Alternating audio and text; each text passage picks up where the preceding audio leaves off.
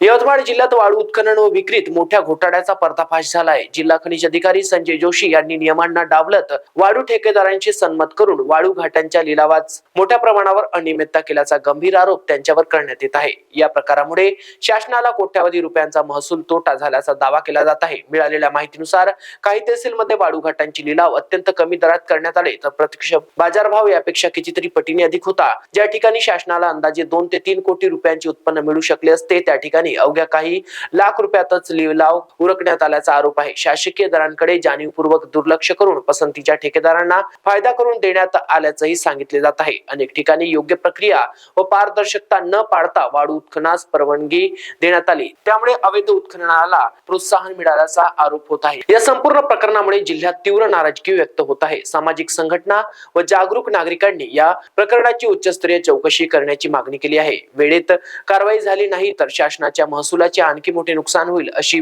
भावना नागरिक व्यक्त करत आहेत। सूत्रांच्या माहितीनुसार या संदर्भातील तक्रारी शासन स्तरावर पोहोचल्या असून खाणकाम विभागाच्या भूमिकेवरही प्रश्नचिन्ह उपस्थित होत आहे। आता या गंभीर प्रकरणात राज्य सरकार दोषी विरुद्ध कोणती ठोस पावले उचलते याकडे सर्वांचे लक्ष लागले। महाराष्ट्र T24 करिता अक्रम दिवान, यवतमाळ।